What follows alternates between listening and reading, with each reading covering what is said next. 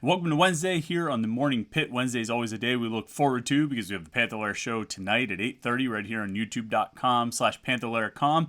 But before we get to that, hours before we get to that, maybe like 12 hours depending on when you watch this video, we get your day started with the Morning Pitt right here, youtube.com/Panther-Lair.com. You know the things I always ask you to do. Subscribe to the YouTube channel. That button's right down there. The little blue rectangle says subscribe. Click that thing. Turn on the notifications so you get alerts sent to your phone so you know when we release a new Morning Pitt video or when we go live for a Wednesday night Panther-Lair show or our post-game show after the game. We do a lot of things right here on youtube.com/Panther-Lair.com, and I don't want you to miss any of it. So make sure you subscribe to our YouTube channel and turn on notifications. And then, of course, like this video as well. We appreciate that very much. And then the website, the main website, Panther-Lair.com, Pittsburgh.rivals.com. These videos, everything we do right here on the YouTube channel, it's all an extension of what we do at YouTube, or it's all an extension of what we do at Panther-Lair.com, Panther-Lair.com, Pittsburgh.rivals.com. It's the most comprehensive source of Pitt sports news on the internet, football, basketball, and recruiting. We cover it all there at Panther-Lair.com. And you know what I'm going to say next? We give you a place to talk about it on the Panther-Lair.com message boards. I mean, if you're a Pitt fan, if you're a sports fan, you like to talk to other sports fans. If you're a Pitt fan, you like to talk to other Pitt fans. Sometimes you might not find one. Well, you're always going to find another Pitt fan on the message boards at Panther-Lair.com, Pittsburgh.rivals.com. We produce a ton of content. You consume that content, and then you go to the message boards and talk about that content with other Pitt fans. And obviously, lots to talk about this week in the aftermath of the Western Michigan game. Not as much in the run-up to this game against Rhode Island. It's your FCS opponent for the year. Get in week 4 of the season, kind of like they got New Hampshire in week 4 of the season last year. Coaches would probably prefer not to open up with a Power 5 opponent or even a more challenging, FBS opponent, even if it's outside the Power 5. And I think most coaches, probably given the option, would play the FCS game in week 1, just because, as they often point out, they don't get exhibition games. In college football, you don't really have an opportunity for that, and so they don't want to be disrespectful to FCS opponents. But often they serve as more or less exhibition games, and I think coaches like to have that right off the bat, just to get comfortable on the field and get used to playing games. As opposed to this year where they dive right in against West Virginia and Tennessee, there's no real warm-up or easing into it. But I gotta say, even if they get frustrated with starting a season like that, when it gets to week 4, when it got to week 4 last year with New Hampshire, when it gets to week 4 this year with Rhode Island, I gotta think coaches enjoy having that situation. I think they appreciate having that game in that spot on the schedule. I mean, last year, it was just what the doctor ordered in terms of just taking out all their frustrations from the Western Michigan game. Pitt opens 2-0 with UMass and Tennessee. They get that big win at Tennessee. They come back and lose to Western Michigan, and I think there were a lot of hard feelings in the locker room after that game. Not necessarily hard feelings at each other, but hard feelings just about the fact that they had lost that game to Western Michigan. Marquez Williams said yesterday it cost Pitt their playoff chances. Now, I don't know if Pitt was thinking playoffs at that point in the season. Ultimately, in retrospect, it did cost them their playoff chances. But I think there was, like I said, there was a lot of hard feelings. There were a lot of sore feelings coming out of that Western Michigan game, and they took out all of their frustrations and all of their anger on New Hampshire and just beat them up. This year, it fits in well as sort of a rest after 2 really tough Power 5 games, really physical Power 5 games, and then a road game against a Group of 5 opponent. And so you get this little break here. You get this FCS game prior to going into the ACC schedule. And I'm not going to sit here and talk like I did, certainly yesterday and after the game on Saturday, and maybe even a little bit on Monday. I might have talked about it on the Morning Pitt about how they should rest guys and who I think they should rest and all these kinds of things. Because you know what I think about that. But it is an opportunity that if a guy is banged up and maybe he could play, but he could also really use the rest, this is an opportunity to do so. Now, I think even if you have guys who do play, let's say like a Keaton Slovis or an Izzy Abanikanda, maybe you just run him out there for the first quarter or the first half. You don't play him the full game. I think this is a game, and again, I'm not talking about the rest anymore. You don't have to turn off the video and say, oh God, I don't want to hear about this anymore. You talked about this yesterday. This is a game where I think you get a lot of personnel on the field, where you get a lot of guys, you play a lot of guys, and give a lot of guys opportunities, because you should beat up on Rhode Island. I mean, you should have a very comfortable lead by halftime, if not sooner. You should be able to, more or less empty your bench, figuratively speaking. You should be able to get a lot of guys in and play a lot of guys. And that's fun for those of us watching the game, because you get a chance to see more guys on the field. So with that in mind, I thought we'd talk today about some guys I'm really interested in seeing, that I hope we get to see more of, that I hope get to get more opportunities, and maybe show a little bit of what they can do. And this is not necessarily in any order. We'll start on the offensive side of the ball, and not necessarily in any order. But I'll tell you one guy I'd really like to see a lot from. It's Jalen Barton. I know I've talked about Jalen Barton. I think they call him Ben 10. I've talked about him quite a bit. This season, this offseason, as a guy who I thought could really break out. And I think has that kind of big play potential, but he's just not getting the opportunity to do so. Well, maybe if Pitt is able to build up a lead a little bit, he'll get snaps over Konate Mumfield and not just next to him. He'll get snaps over, some of the other guys that he's been more or less playing behind, and get some opportunities to actually catch some balls and show what he can do. And, you're not going to give a guy a Biletnikoff, you're not going to put a guy in the Hall of Fame for what he does against Rhode Island, and you're not going to bank the rest of his season on what he does against Rhode Island. But I think you can look at it as an opportunity to make some plays and to show what you can do, and kind of break a few plays. Look, Jalen Barton's got game-breaking speed, and I think he has better ball skills than we probably give him credit for, mostly because we haven't seen him get that many opportunities. They just don't throw the ball to Jalen Barton. He's not a primary target. And last year that was the case because Jordan Addison was there, and then Barton got hurt after making a pretty outstanding touchdown catch against Miami. This year, I don't know why Barton's not getting more work. I mean, maybe there's something happening in practice that he's not doing what he needs to do, or something like that. I don't know. I know that coming out of the West Virginia game, Pat Narduzzi said we need to get more opportunities for Jalen Barton, and then they didn't. They didn't get any. I mean, I think he maybe had 2 targets against Tennessee. I don't think he was targeted on a pass at Western Michigan. If he was only targeted on like 1. He got some opportunities on punt return and almost got killed in that situation.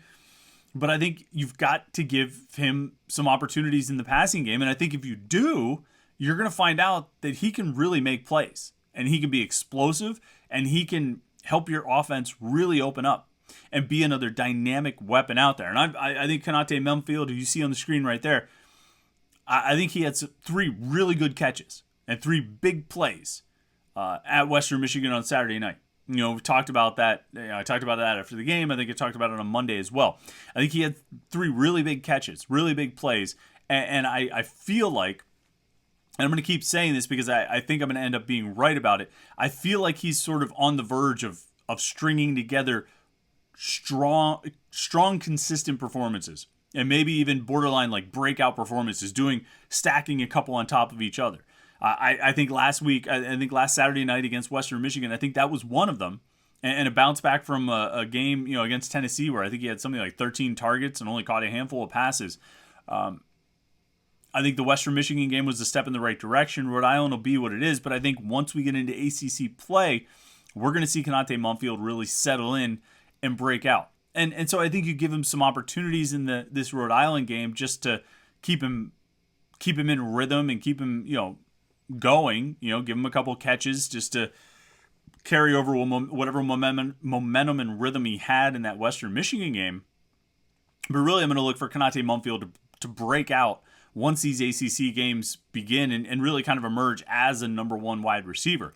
In the meantime, I want to see Jalen Barton show what he can do. I want to see it from him on Saturday, because I think he can show himself to be an explosive weapon that can really add to this offense and help open it up, along with Mumfield playing well and Jared Wayne being Jared Wayne. And I think Bub Means maybe can build on that nice catch he had at Western Michigan. Again, he might be a guy that makes a few plays in this game on Saturday, and that can help build his momentum and his confidence going forward. But I'm really looking for Barton. I want to see Jalen Barton get involved in this offense. I want to see if I'm right about his potential. And I know I'm not the only one who thinks Jalen Barton can be really good.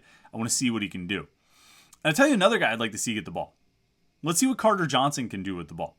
He's been a good blocker so far, and that's been what he's used for exclusively. I think he's gone out on a few passing routes. He hasn't had any targets. Let's throw to him. Now, Gavin Bartholomew is still your top tight end. He's the number one guy you want to target at that position. And he has shown in the last 2 weeks why you want to target him, whether he's jumping over a defensive back or he just can get lost by the defense and go 37 yards. You want to get the ball to Gavin Bartholomew. That's priority number one at tight end. But I'd like to see what Carter Johnson can do. I'm intrigued by Carter Johnson. When you watch him run, when you watch him move, he's a bigger guy, but he seems like he carries it well. He's a physical player. I'd like to see him catch a pass, on a full head of steam and run and see if he's as tough to bring down as I think he might be. Remember, this was a defensive tackle coming out of high school. He was a defensive tackle in his freshman year at TCU for a couple months before he decided to leave, slim down, and become a tight end at the junior college level. He's a big physical guy. Let's give him the ball a couple times. See what happens there. So Carter Johnson's another guy, not necessarily because I want to replace Gavin Bartholomew, because I don't. But Carter Johnson's getting a lot of snaps, and he hasn't been targeted yet in these last 2 games when he's played. You don't want to get to a point where defenses just feel like they don't have to account for him. Now, maybe you do. Maybe you want to get to that point and he can be a decoy until then. And once they stop paying attention to him, you can slide him behind the defense and get big gains out of it. But you don't want to be out there playing with 10, I guess, or you don't want to be out there playing with only 4 receiving options as opposed to 5. You know what I mean? You want to be able to have a full complement of targets and potential ball carriers and receiving targets. You want to have a full complement on the field and be able to go to any of those guys.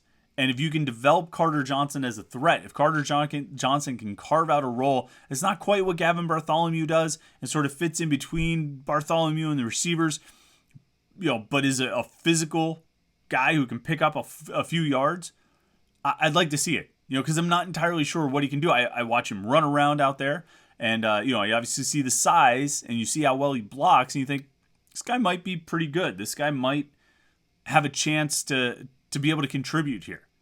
But I'd like to see it. I think he might surprise us. And this seems like the kind of game where, you can get the ball to him, unless you're trying to hide him until the ACC play. But I think it's better to get some practice reps in and have the guy actually get the ball in his hands a few times before you start throwing to him when you're trying to beat Georgia Tech, in 2 weeks.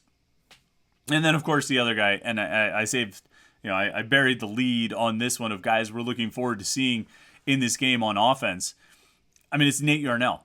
Yeah, I've said before I would not play Keaton Slovis in this game. I would go with Yarnell the whole game again. You want to play Slovis for a quarter. You want to play him for a half. That's fine. Yarnell needs to get at least 2 quarters of action in this game. And when he's in, if it's the second half and Pitt's up by a lot, he needs to be throwing. All the reviews this week from the Pitt coaches, Pat Narduzzi on Monday, Andre Powell yesterday, everything has been really positive about Nate Yarnell and the job he did. Pat Narduzzi said he had 100%, sort of freedom at the line of scrimmage to make calls and checks. Andre Powell said yesterday that his decision-making was virtually perfect. He made the right calls and the checks, the long pass to Jared Wayne. Andre Powell said, that was all Yarnell. Yarnell saw the blitz coming. He properly read how Western Michigan was tipping off the blitz. Vincent Davis adjusted his protection, and Yarnell made the perfect play. And that's really encouraging for a redshirt freshman who's out there in his first college playing time in any football game in 3 years. Have you heard that Nate Yarnell hasn't played football in 3 years? I don't know if you were aware of that. I said that a lot myself, so I can't really make fun of too many other people for parroting that line, but it's the reality of the situation. And he didn't look like a guy, who hadn't played football in 3 years or hadn't played a game in 3 years. And I think the coaches almost seemed like they were kind of surprised. I'm sure they would tell you they weren't, but the way Narduzzi talked about it, the way Powell talked about it, with how Nate Yarnell commanded the huddle, ran the plays, executed the plays, read the defenses, the kinds of throws he made, the checks and the calls, all those things. They seem really impressed that a guy could come in like Yarnell did and play at the level that he did. And now I want to see him play at least a half against Rhode Island with more on his plate. I want this. I think once you get Nate Yarnell in there, you are looking to push. You want to push Yarnell. You want to push what you have on offense. You want to push more plays on him, make him make more reads and checks, make him make more tough throws, make him make more throws overall. He attempted 12 passes at Western Michigan. Have him throw another 12. If he only plays the second half, have him throw another 12. If he plays the final 3 quarters, have him, throw 18 or something. And you feel, I'm not saying you need to run up the score on Rhode Island, but you need Nate Yarnell to get more game snaps so that if he is called upon later in the season, and I'm assuming Keaton Slovis, will be ready to play full games, when Georgia Tech comes to town in 2 weeks. And maybe he's ready to play a full game now. Again, I'm not pushing him. If it's me, if I'm the coach, I'm not pushing him to do too much this week. But once Slovis is back, I think Yarnell is your backup. And that means that if something happens to Slovis again, then Yarnell's got to go in there and lead the team. And if Yarnell's going to be leading the team, I want him to have more meaningful snaps and meaningful reps, not just handing the ball, but throwing. And showing that he, what he can do as far as reading the defenses, that his game prep is on point, because now he's the number 2 quarterback. I don't know if anybody at Pitt is going to say it, but he's the number 2 quarterback, and he needs to prepare like it this week. And I think this week, throughout the week, in addition to the game, it's all very important for Nate Yarnell and his development, and it's important for Pitt and their, the Panthers' offense over the course of the season. If something does happen to Slovis, and you have to turn to Yarnell again, you want him to be better prepared going forward than he was for the Western Michigan game. And so that's a guy I'm watching because, look, I'll be honest. I mean, it's Wednesday now, so we're 4 days removed from the game. And over the last 85 hours or however many it's been since the game ended, my, interest continues to be piqued more and more by Yarnell's potential. Start thinking about what the offense could look like in the future, what it could be in 2023, and how good Yarnell might be. And we're talking about a very small sample size, 12 passes thrown, 14 dropbacks, total in a game. That's a small sample size. It's hard to judge it, and it's against a group of 5 team. It's against Western Michigan. They're not very good, regardless of the fact that it's on the road. And so it's a small sample size. There's all kinds of caveats that you have to take into consideration. You don't want to overestimate what Yarnell can become just based on what you saw at Western Michigan. But boy howdy, it sure is encouraging. He made some really good throws. He made some really good reads. And according to the coaches, he made a lot of the right checks and calls at the line of scrimmage. Things that we probably wouldn't see or be able to really recognize. He did a lot of that really well. And that's encouraging. It's encouraging for now if they have to turn to him again, but it's encouraging for the future. So I'm, the more I keep thinking about the game he played on Saturday night, the more I keep buying into the idea of him being Pitt's quarterback of the future. I kind of want to see more of it. I want to see what he can do in this game, against Rhode Island, even if it's only for a half or if it's 3 quarters, whatever it is. I want to see more from him to find out more about whether he really can be that guy. So that's 3 guys I'm really interested in on offense. I want to see Jalen Barden. I want to see Carter Johnson. I want to see Nate Yarnell get opportunities to do more than they have in the past. Because I've optimism about Barden, cautious optimism about Yarnell, and just curiosity about Johnson. So like to see it. On defense, there's a couple of guys that I'd like to see more of, and I want to see what they can do. Ben Brema played a lot at defensive end at Western Michigan because they were down. They went into the game. They didn't have Deslin Alexandra. By the end of the game, Nate Temple and Halba Baldonado were out. So they had John Morgan, they had Ben Brema, they had Chris Maloney, and then Nikai Johnson. Those were their 4 available defensive ends, basically, in that game. And those were the guys who were playing by the end. Nikai played, I think, 3 snaps on, the final 3 plays of, Western Michigan's final drive of the game. But Brema's a really interesting guy to me. I mean, we heard a lot of positive stuff over the course of his time at Pitt. I think he was in the 2019 recruiting class. So, I mean, this is his fourth season. He's a redshirt junior this year. And for the past 3 years, we've been hearing about how good he looks and how much potential he's got and how he could be a future pro. And I bought into that because he certainly looks the part. He's got the size. He is filled out. He was rail thin coming out of high school, but he's filled out. He's bigger. He looks like a college player. And he's been playing like D end and D tackle in practice just because, the coaches like his versatility there. He's been at D end in the games this season. I want to see him get like close to a full workload. I think he ended up with less than 20 snaps at Western Michigan, which is more than he typically plays and probably more than he's ever played. I want to see him get something closer to a full workload this weekend because I want to see what he does with it. I want to see how productive he can be. Ideally, you would think when you're playing Rhode Island, you're going to have mismatch opportunities. You're going to have matchup advantages, particularly your defensive line against their offensive line. You should be able to beat their tackles and their guards. And so it's a good opportunity, I think, for Bam Bremen to maybe experience a little success and give him some confidence that can carry over into the ACC schedule. And I'm just curious to see what he can do. He's a guy that I think should get more reps in this game, and I really want to see what he does with those reps. I also we'll just work our way through the defense, right? Front to back. So that's a defensive lineman I'm really interested in. Solomon DeShields at linebacker, I think, is a guy who could have some big numbers in this game. I think he'll get more opportunities than he's gotten in previous weeks. He already gets a decent amount of opportunities. He plays on that Delta defensive sub package that comes in on third down. He's one of the linebackers along with Servassier Dennis and Bengali Kamara. So basically he replaces Shane Simon. And so he's gotten a lot of opportunities there. They didn't rotate the linebackers a whole lot in the West Virginia game, rotated more in the Tennessee and Western Michigan games.